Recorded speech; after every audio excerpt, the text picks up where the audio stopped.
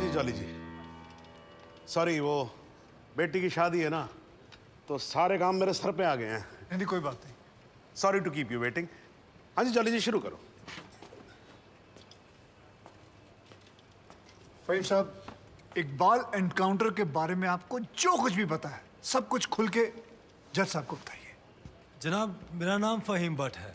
मैं कश्मीर पुलिस में head constable था, क्राइम ब्रांच में। जनाब ये हाँ जी जज साहब, मैं हिदायत बेग थाना शालीमार श्रीनगर से आया हूँ। मेरे पास जगदीश्वर मिश्रा और जॉली और फ़हीम भट्ट के खिलाफ अरेस्ट वारंट है। वकील साहब पे ये इल्ज़ाम है कि उन्होंने फ़हीम भट्ट को हिरासत से भगाया। अरे वकील साहब, अब श्रीनगर में क्या करा है यार? यार मतलब हद ही है आजकल वकीलों की। हाँ जी माथुर साहब।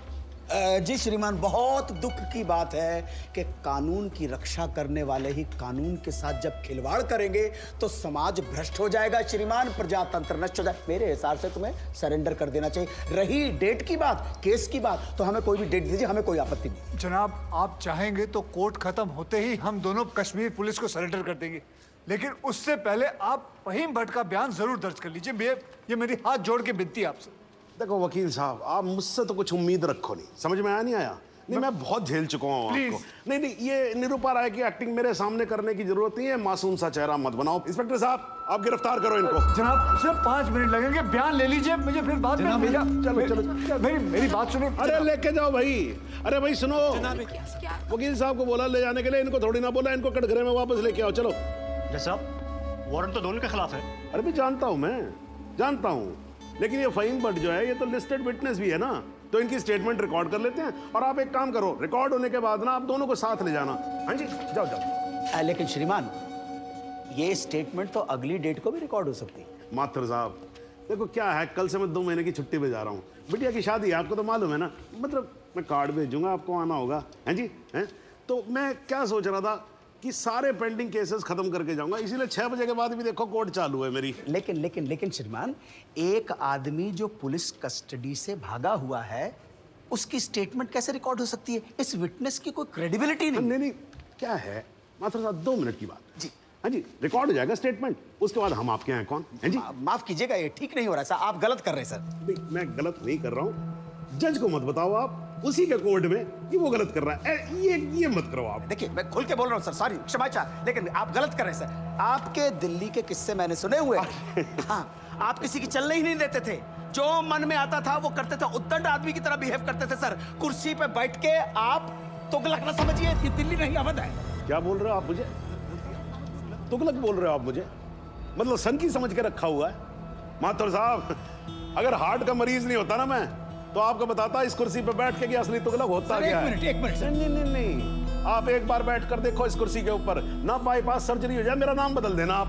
हाँ जी, ये सब मत करो, आप बैठो, कार्रवाई शुरू करते हैं। हाँ जी। नहीं सर, ये नहीं होने दूंगा मैं। क्या होने नहीं दोगे? मतलब क्या है? सर ये आपत्तिजनक बात है सर, ये इसमें कोई आपत्ति नहीं है। आप जो हो रहा है होने दो, मैं बैठा हूं, मैं कर रहा हूं ना सब, मुझे गलत मत साबित करो। सर अगर आपने जबरदस्ती की तो मैं यहीं पर अदालत में धरने पे बैठा हूं। क्या धरने पे बैठ गया? अरे क्या लीजिए। अरे क्या कमाल कर रहे हो आप सच में बैठ के क्या बच्चों वाली बात कर रहे हो? खड़े हो जाओ। बिल्कुल यहीं बैठा रहूंगा। अरे मत बैठो भाई, वहां पर पोछा भी ढंग से नहीं लगाते हैं लोग कोर्ट के अंदर। प्लीज खड़े हो जाओ माथुर साहब, प्लीज खड़े हो जाओ। मैं धरने पे बैठा हूं, धरने पे बैठा रहूंगा। यहाँ मीडिया देख रहा है, आपको कोई फर्क नहीं पड़ता है क्या? अरे तो सर मीडिया भी तो देखे ना कि बाहर के जज आकर कैसे अपने ईगो को सेटिस्फाई करने के लिए कोर्ट को अपना घर समझ लेते हैं। मैं यहीं पे बैठा हूं और बैठा रहूंगा। इनको जो लिखना है लिखो। मतलब आप नहीं उठोगे ना। तो बैठे रहो, और आप ही क्या बैठोगे भाई, मैं भी बैठूंगा आपके साथ साथ वहां पर। भाई पता लगे सबको कि वकील ससुरे क्या क्या करते हैं कोर्ट में। तू वहीं पर। हाँ जी मैडम जी, जरा हटो, आप पकड़ो कुर्सी को, पकड़ो। हाँ जी, थैंक यू जॉली। हाँ जी माथुर साहब, अब तो आप बैठो और बैठेंगे हम, और आज देख लें इसमें कितना है दम। ठीक है ना?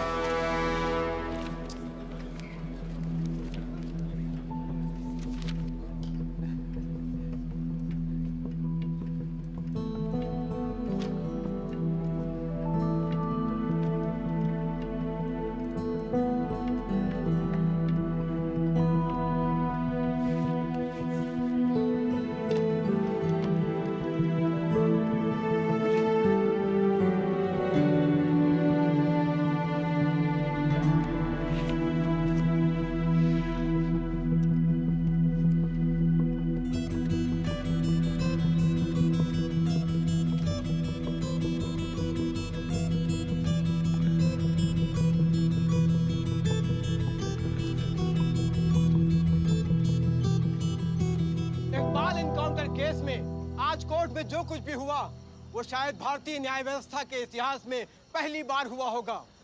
एक विटनेस की हाजिरी कराए जाने को लेकर डिफेंस लॉयर प्रमोद माथुर और जज सुंदर लाल त्रिपाठी के बीच तीखी नोकझोंक हुई और वो दोनों एक दूसरे के खिलाफ कोर्ट रूम में ही धरने पर बैठ गए। और अब देखना ये है कि ये दोनों इस तरह कब तक धरने पर बैठे रहते हैं। सर, माथुर साहब का जवाब नहीं है सर। पिछले 5 घंटे से धरना देकर बैठे हुए हैं। अब कमाल की बात यह है सर, फहीम भट्ट का बयान तक रिकॉर्ड होने नहीं दिया। अब तो जज साहब को आगे की डेट देनी ही पड़ेगी, फिर तो जॉली वकील भी नहीं रहेगा।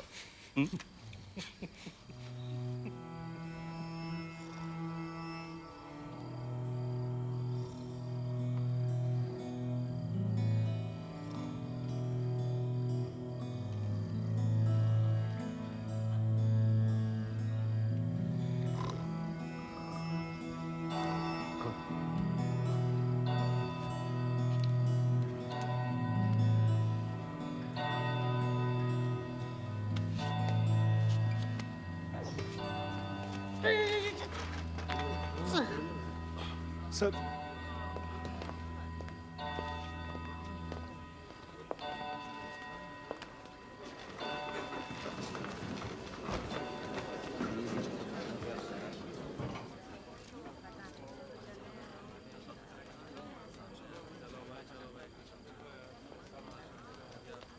चलो वकील साहब, कश्मीर चलें।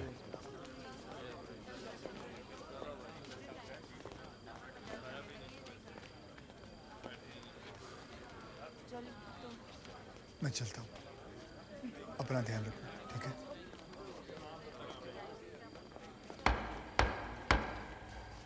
The court resumes. आप सब लोग बैठ जाइए और भाई जरा कोर्ट में शांति बना के रखिएगा। श्रीमान, इट इज मिडनाइट 12। आप हमें अगली कोई भी डेट। तो माथुर साहब, आपकी पिछली डेट क्या थी? 13 अगस्त, हैं जी? अब हो गई 14 अगस्त। तो आपकी अगली डेट है 14 अगस्त 12:05 AM। श्रीमान, आधी रात बीत चुकी है, प्रोसीडिंग में तो सवेरा हो जाएगा। आजकल तो सुप्रीम कोर्ट भी भाई 3-3, 4-4 बजे तक काम करता है। थोड़ा हम भी सीख लेंगे तो क्या फर्क पड़ जाएगा, हैं जी? Please sir. नहीं नहीं, देखिए माथुर साहब, आपको धरना देना था, आपने धरना दिया, मैंने कुछ नहीं बोला, है जी? अब आपको वॉकआउट करना है तो आप वॉकआउट कर सकते हो, लेकिन आज ही की रात फहीम भट्ट की स्टेटमेंट यहां रिकॉर्ड होगी, है जी? जॉली जी, स्टेटमेंट रिकॉर्ड करवाइए। जी, फहीम।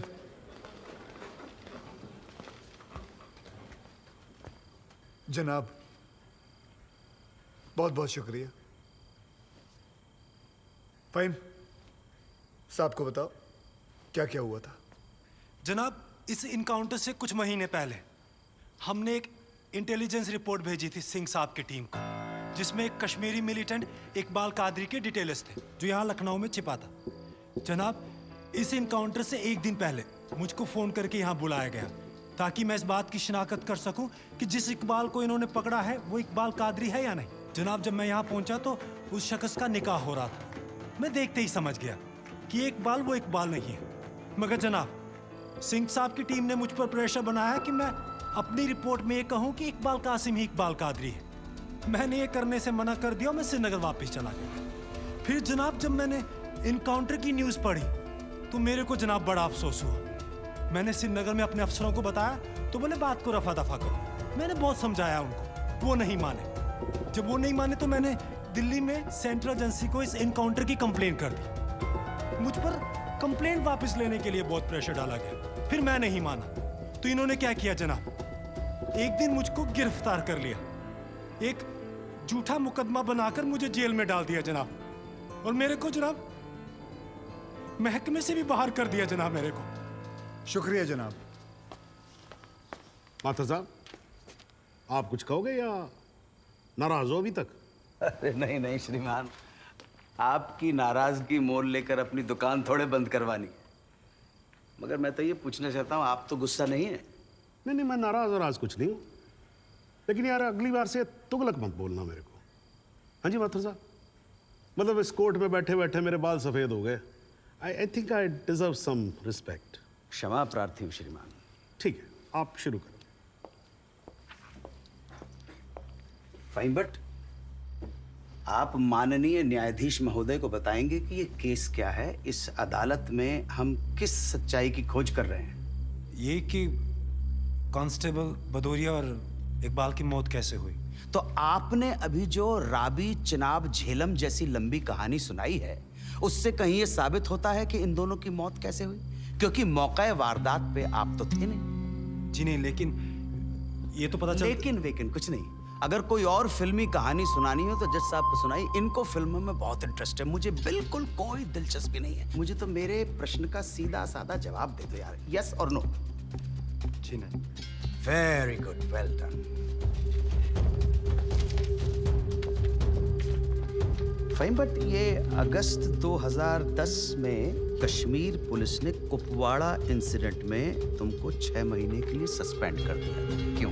जनाब, इस सवाल का हमारे केस से क्या संबंध है? पंडित जी, अगर कोई संबंध नहीं हुआ ना तो काला कोट पहनना बंद कर दूंगा। मैंने आपसे कहा था ना, आपकी तरह कान घुमा कर नहीं पकड़ूंगा, सीधे पकड़ूंगा, कस के पकड़ूंगा। जाऊं? जाइए सर, नहीं तो आप फिर धरने में बैठ जाओगे। तो क्यों सस्पेंड किया? मुझ पर एक आदमी की कस्टोडियल डेथ का इल्जाम था। मतलब तुमने किसी की जान ली थी? जी नहीं, मैंने उसे अरेस्ट किया था शक के बिना पर। उसे चौकी ले जा रहे थे हम पूछताछ के लिए। बहुत डरा हुआ था, उसने घबरा के पुलिस वैन से छलांग लगा दी। पीछे से ट्रक आ रहा था, वो मर गया। फाइन बट एक बात बताओ, चलती वैन में तुम्हारी पकड़ से एक आदमी डर के मारे कूद सकता है, तो क्या ये मुमकिन नहीं है कि उसी डर के मारे कोई अपराधी कूद जाए, कांस्टेबल की बंदूक छीन ले और भागने की कोशिश करे? जनाब, लीड किया जा रहा है विटनेस को। Objection overruled, please sit down. जी ऐसा हो सकता है। तो खुल के कहो ना गुरु, हम सब अच्छी तरह से समझते हैं कि तुम्हारे साथ ऐसा हो चुका है। तो तुमसे बेहतर कौन बता सकता है कि ऐसा किसी के साथ भी हो सकता है, राइट? जी। Very good. बस अब एक आखिरी सवाल। तुमने अभी अपने स्टेटमेंट में कहा कि तुमको 6 महीने के लिए सस्पेंड कर दिया गया था। तुम्हारे खिलाफ केस क्या बनाया गया? मुझ पर इल्जाम था कि मैंने एक कॉन्फिडेंशियल इंफॉर्मेशन दुश्मन को सप्लाई की। मगर वो इल्जाम झूठा है जनाब। जनाब, मुझे जेल में इसलिए डाल दिया गया क्योंकि मैंने इस मामले की कंप्लेंट सीबीआई को कर दी थी। ये तो तुम कह रहे हो ना, तुम्हारे कहने से मुकदमा झूठा नहीं हो जाएगा और तुम निर्दोष साबित नहीं हो एक मिनट जाओगे। जनाब, साहब भूल रहे हैं कि जब तक आरोप सिद्ध ना हो जाए तब तक आरोपी निर्दोष होता है। That is the point, वकील साहब। That's the bloody point। और श्रीमान, इस तर्क के आधार पर तो इंस्पेक्टर सूर्यवीर सिंह और उनके साथी निर्दोष हुए ना सर। लेकिन 2 मिनट के लिए श्रीमान ये अखबार पढ़िए, टीवी खोल के देखिए। सारा मीडिया, सारा समाज, सारा देश इंस्पेक्टर सूर्यवीर सिंह और उनके साथियों को दोषी डिक्लेयर कर चुका है। His reputation, his career, his future is finished. अजब जलवा है हुजूर आपकी अदालत का, जहां एक आदमी जिस पे देशद्रोह का इल्जाम है, वो उस आदमी पर इल्जाम लगा रहा है जिसने मातृभूमि की सुरक्षा की शपथ उठाई है।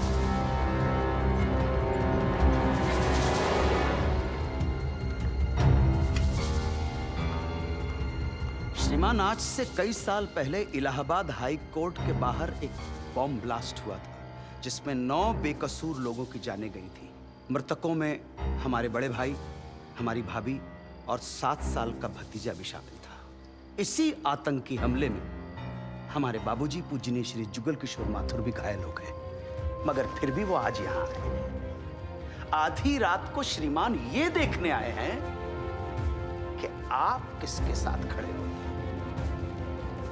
और श्रीमान, मैं ये पूछना चाहता हूं कि क्या ये न्यायालय इतना कमजोर है कि फैसला भी नहीं कर पा रहा है कि देश को सूर्यवीर जैसे अफसरों की जरूरत है या इकबाल कादरी जैसे हत्यारों की। और श्रीमान, अंत में सिर्फ इतना निवेदन करना चाहता हूं कि हम कितना ही अनजान बने रहें, कबूतर की तरह आंखें बंद करके बैठे रहें, लेकिन हकीकत यह है श्रीमान that we are in a state of war.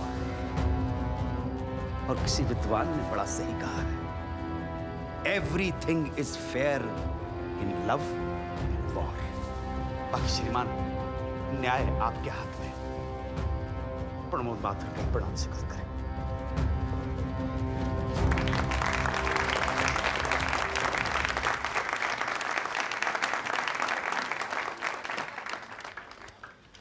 हाँ जी जॉली जी, योर टर्न। जी सबसे पहले तो मैं सिंह साहब से कुछ सवालात करना चाहूंगा। सिंह साहब, आप विटनेस बॉक्स में आइए।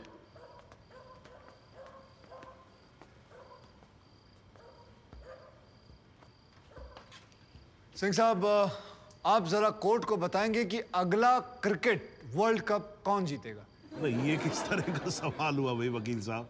हैं? ठीक है, जज साहब कुछ और पूछ लेते। अच्छा सिंह साहब, क्या आप कोर्ट को बता सकते हैं कि अगले इलेक्शन में आम आदमी पार्टी को कितनी सीट्स मिलेंगी? दिमाग खराब, पगला गया क्या? तो गोली और खाएगा? मैं वैसे तो अहिंसावादी इंसान हूँ सिंह साहब, लेकिन एक बार ना लॉ कॉलेज में एक 6 फुटे 8 इंच के लौंडे ने मुझसे बदतमीजी से बात की थी। माँ कसम, यहाँ कान के नीचे घुसड़ मारा था, उठा नहीं 22 दिन तक बिस्तर से। अगर यकीन ना हो ना तो माथुर साहब से पूछ नहीं वकील साहब, देखो देखो यार, आराम से, कोर्ट है, सवाल करो, बवाल क्यों कर रहे हो यहाँ पर? हाँ सरकार, ये मुझे पागल कह रहा है, बदतमीजी से बात कर रहा है। सिंह साहब, क्यों कर रहे हो आप बदतमीजी से बात? छोड़ दो ना, जाने दो, आराम से कंटिन्यू प्लीज। चलो एक और बार ट्राई करते हैं। सिंह साहब, क्या आप बता सकते हैं कि सलमान खान की शादी कब होगी? अरे वकील साहब, क्या बातें कर रहे हो? इंस्पेक्टर हैं वो, जोशी थोड़ी ना है। अगर ये जोशी नहीं है तो फिर इन्हें कैसे पता था कि ठीक सुबह 6:45 पे इकबाल को पेशाब आएगा? कैसे पता था जब उनको पेशाब आएगा तो गाड़ी गोमती नदी का पुल क्रॉस कर रही होगी?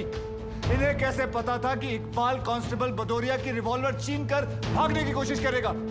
शादी में तो थे नहीं, फिर पुल पर कैसे पहुंचे तुम? इधर इधर, मैं यहां खड़ा हूं, आप पुल पे पहुंचे कैसे? इत्तेफाक। लो जी, इत्तेफाक। ऊपर वाले के आशीर्वाद से सही समय पे सही जगह पहुंच गए। बाय गॉड, बड़े इत्तेफाक हैं आपकी स्टोरी में सिंह साहब। जनाब, मेरे पास ये इनके 25 एनकाउंटर का कच्चा चिट्ठा है। ऐसे इत्तेफाक कई बार हो चुके हैं इनकी जिंदगी में। अपराधी गोली चलाने वाला होता है कि पहुंच जाते हैं शक्तिमान बनकर, और सिर्फ लखनऊ में नहीं बल्कि दूसरे शहरों में भी। जनाब, इनके 25 एनकाउंटर में से 19 के खिलाफ मारे गए लोगों के परिवार वालों ने शिकायतें दर्ज की हुई हैं, लेकिन आज तक एक भी मामले में निष्पक्ष जांच नहीं की गई। एंटी करप्शन ब्यूरो की एक रिपोर्ट के मुताबिक इनकी 28 करोड़ की संपत्ति होने का शक है, लेकिन वो भी जांच भी नहीं पूरी कर पाए, पहले ही बंद कर दिया उन्होंने। और ऐसे आदमी को बचाने के लिए हमारे माथुर साहब यहां अपने बूढ़े बाप को व्हीलचेयर पर बिठाकर कोर्ट में लाते हैं। मुझे तो इन पर और इन जैसों पर तरस आता है। नमस्कार, बहुत बहुत धन्यवाद। आपकी वकालत को मेरा प्रणाम जी। श्रीमान, एक ईमानदार और बहादुर आदमी का कैरेक्टर असैसिनेशन हो रहा है और आप बैठे देख रहे हैं। बहादुर, ठेंगा बहादुर है ये। हथकड़ी में बंधे निहत्थे आदमी को पीठ पर गोली मारने वाला ये बहादुर। 35,000 तनख्वाह पाने वाला 28 करोड़ का मालिक ईमानदार। दीमक है जनाब, ये दीमक खोखला कर देगा सारे सिस्टम को और पता भी नहीं चलेगा। कुछ तो लिहाज करो मेरे माथुर साहब, कुछ तो लिहाज करो देश का।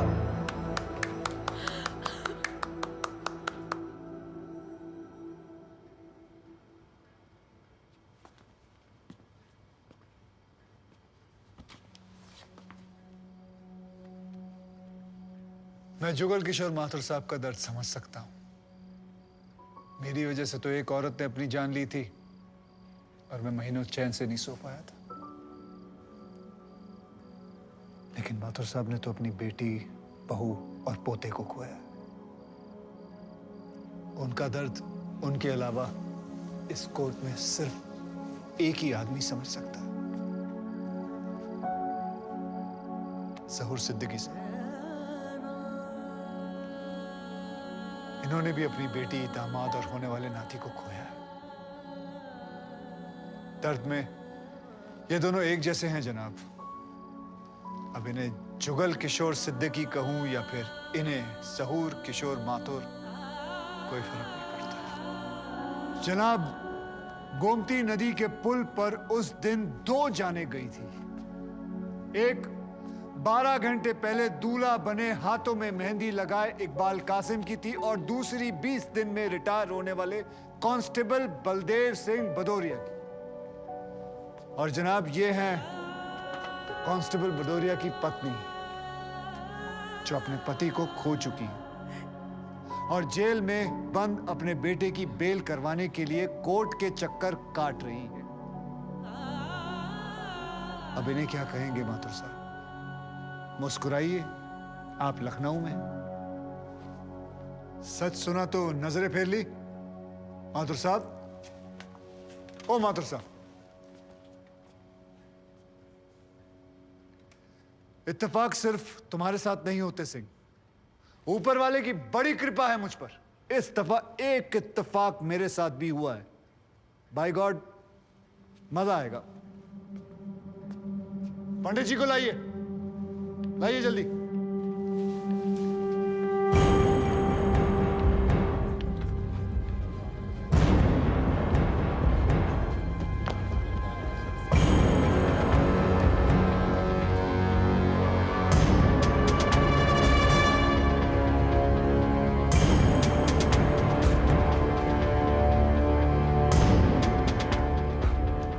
क्या मैं पूछ सकता हूं कि क्या हो रहा है इस कोर्ट में?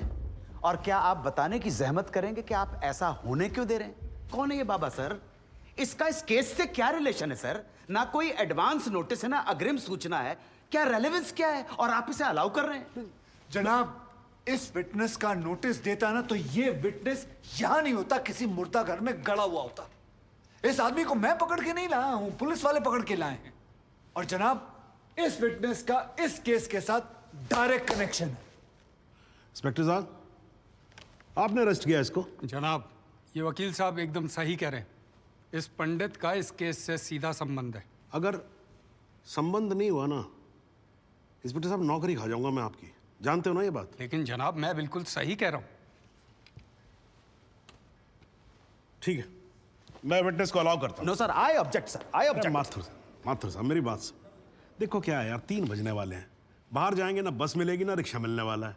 6 बजे तक तो वैसे ही बैठना हम लोगों को, तो तब तक करवा लेते हैं विटनेस। मतलब हो सकता है कि इसमें कुछ निकली है। हैं जी? चलिए जी, विटनेस बॉक्स में आ जाइए।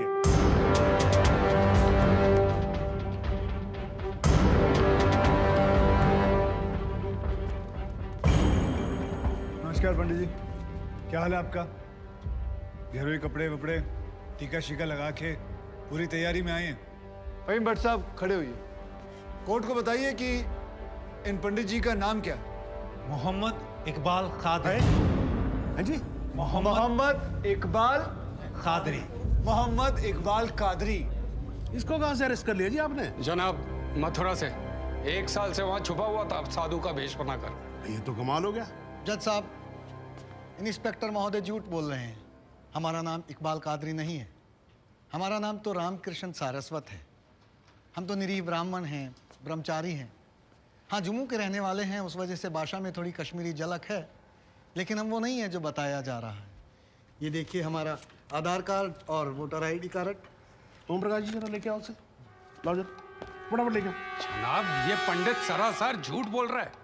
इसने पुलिस को खुद स्टेटमेंट दिया है, जिसमें इसने खुद कहा कि ये इकबाल कादरी है। कंधे के ऊपर उत्तर प्रदेश पुलिस के 2 स्टार लगा रखे हैं। इतना मालूम नहीं है कि पुलिस को दी गई स्टेटमेंट कोर्ट में एडमिसेबल नहीं है। जनाब, ये इंसान एक ट्रेन्ड मिलिटेंट है।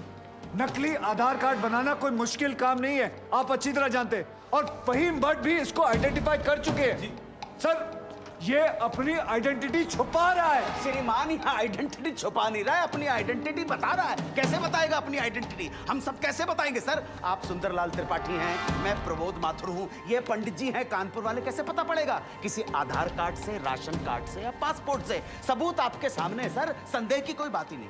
और वैसे बता दूं सर, निवेदन कर रहा हूँ, ये जो पंडित जी है ना, ये ऑलरेडी झूठा गवाह पेश कर चुके हैं। बार एसोसिएशन ने इनका लाइसेंस रद्द कर दिया। चंद घंटों के मेहमान है ये वकीलगिरी से सर, इनकी बात को सीरियसली नहीं लिया जाए। माथुर साहब चंद घंटे तो है ना, लड़ लूं ना तब तक तो लड़ सकता हूं ना। जॉली साहब, ये देखो यार, कोर्ट में लड़ने वड़ने की बात मत करो आप। नहीं, माथुर साहब एकदम ठीक बोल रहे हैं। मुझे लगता है पुलिस से कोई गलती हो गई है। बाबा जी सॉरी, आप जा सकते हो। एक मिनट जॉली जी, आप वहीं रुके। एक मिनट सर, मैं आपसे हाथ जोड़ के विनती करता हूँ, मैं इससे कुछ सवालात करना चाहता हूँ। मैं बड़ी मुश्किल से इसको लेके आया हूँ। मैं एक मौका मुझे दे दीजिए। नहीं, आपने क्या कहा था? आपने क्या कहा था? अभी ऑटो बस कुछ नहीं मिलने वाला, एक मौका। एक मिनट, आप चिल्लाना बंद करोगे जरा? 2 मिनट चुप रहोगे आप? गलती हो, 2 मिनट चुप रहो आप। ओके।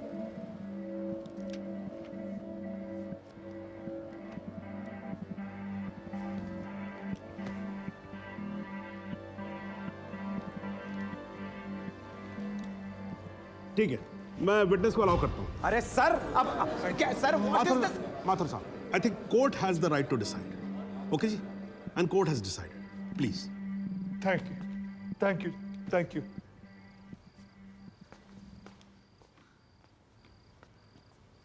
तो आप निरी ब्राह्मण ब्रह्मचारी, तो फिर धर्म का बड़ा ज्ञान होगा आपको। अवश्य है। मैं भी कान्यकुब्ज ब्राह्मण हूं, वो भी जनेऊधारी। तो चलिए 2 ब्राह्मणों के बीच में शास्त्रार्थ हो जाए। पूछिए, क्या पूछना है? चलिए गायत्री मंत्र सुनाइए।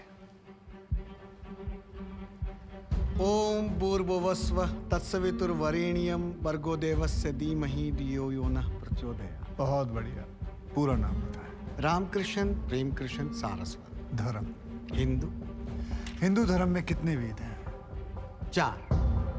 नाम बताएं। ऋग्वेद, सामवेद, यजुर्वेद, अथर्ववेद। 4 युगों के नाम बताएं। सतयुग, द्वापर, त्रेता, कलयुग। वर्ण कितने हैं? 4। ब्राह्मण, क्षत्रिय, वैश्य, शूद्र। आपका वर्ण क्या है? ब्राह्मण। कौन से ब्राह्मण? गौर ब्राह्मण। कौन से गौर? सांदे गौर। गोत्र? शांडिल्य, प्रवार, वशिष्ठ, वेद, यजुर्वेद, उपवेद, बेतरियाणी, मुख, श्रीमुख, कुल देवता, सप्तसुरी, चरण, वाम, विश्वा। या अल्लाह, इससे आगे भी होता है। क्या कहा आपने? बिस्वा नहीं आपने- पता, नहीं, नहीं नहीं। पता, बिस्वा नहीं पता। विश्वा से पहले क्या कहा? विश्वा से पहले क्या कहा इकबाल कादरी? लानत है तेरे पे इकबाल कादरी, लानत है। अब तो अल्लाह का नाम भी आ गया जुबान पे। अब तो सच बोल। देख, तू कुछ भी कर ले, तू बचेगा नहीं। कब तक जिएगा झूठ की जिंदगी? अस्तगफिरुल्लाह। वाइनते वन पोस्ट क़यामत के 2 कुछ बुद्धि खुदाइश। मी आईने माझा सिद्ध किया खुदायचे उच्छान कुछ गुनागार सोई कर फैसलन पोस क्या चौपोस केचू ना परवायती करना मिला इंसाफ खुदाए करे इंसाफ पन्नीस दरबार बस इंशाल्लाह। इकबाल कादरी, अगर मैं चाहता था तुम्हारा मेडिकल टेस्ट करवा के ये पता कर सकता तुम कितने बड़े पंडित हो, मगर मुझे तुम्हारी जुबान से सुनना था। कोर्ट को बताओ, तुम्हारा असली नाम क्या है? बताओ।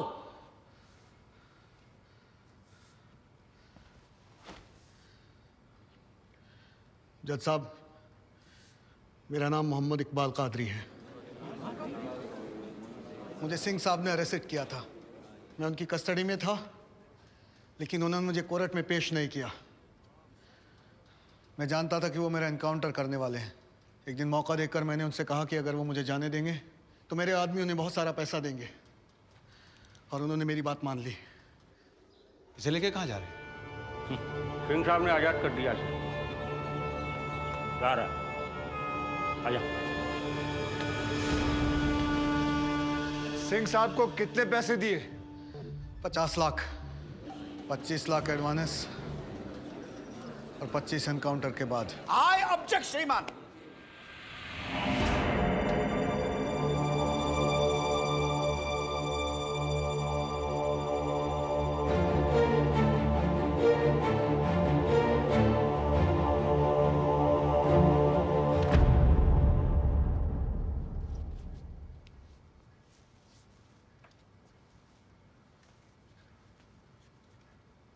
मुझे और कुछ नहीं कहना जनाब, मगर माथुर साहब की एक बात का जवाब जरूर देना चाहूंगा कि हमें सूर्यवीर सिंह चाहिए या फिर इकबाल कादरी।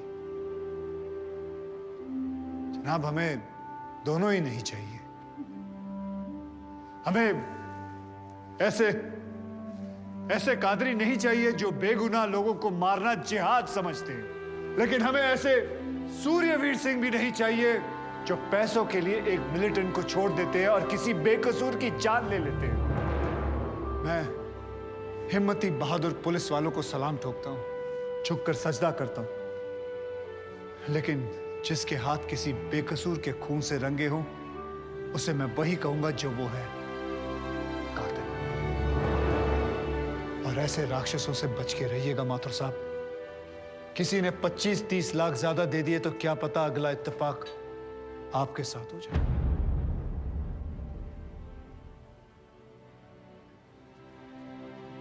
अंत में सिर्फ इतना ही कहना चाहूंगा कि इस दुनिया के सबसे बड़े जाहिल ने कहा था कि इश्क और जंग में सब कुछ जायज है, क्योंकि अगर ऐसा है तो फिर बॉर्डर पर सिपाहियों के सर काटने वाले भी जायज है और जवान लड़कियों पर एसिड फेंकने वाले आशिक भी, क्योंकि अगर ऐसा है तो फिर इकबाल कादरी भी जायज है और सूर्यवीर सिंह भी। अब आप ही तय करें जनाब कि ये दोनों जायज है या फिर दोनों नाजायज।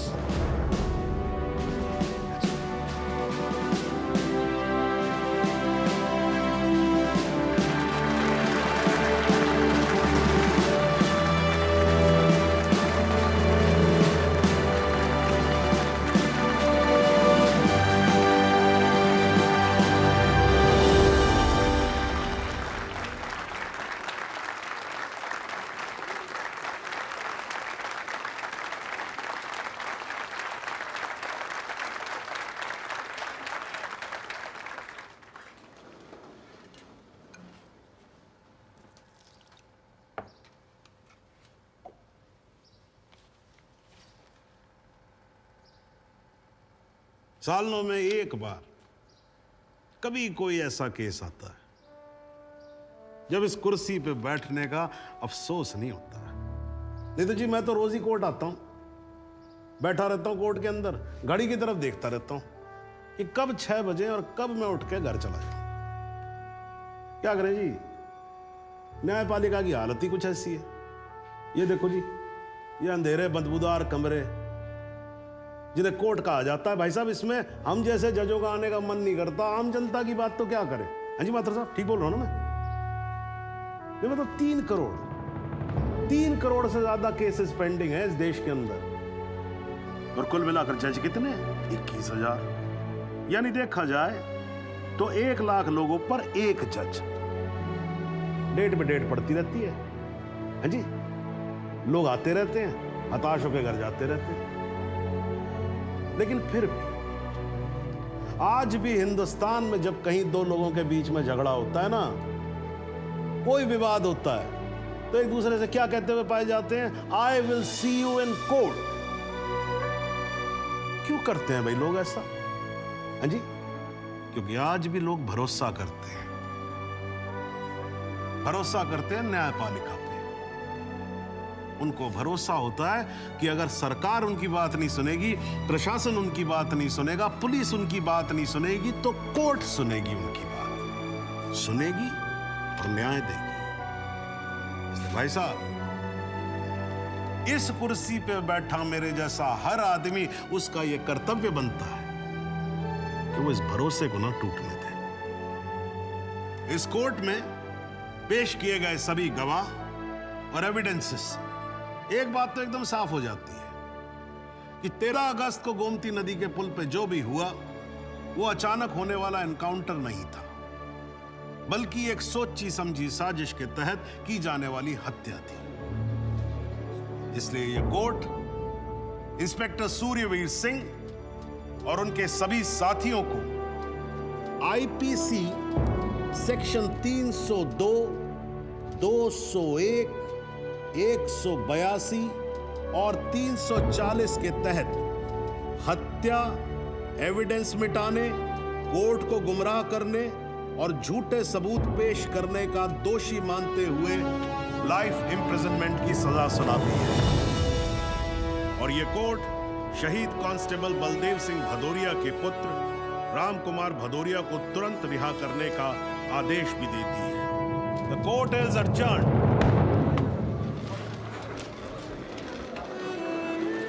बहुत बहुत मुबारक। Thank you thank you thank you sir. आजा जरा रास्ता दे दीजिए प्लीज।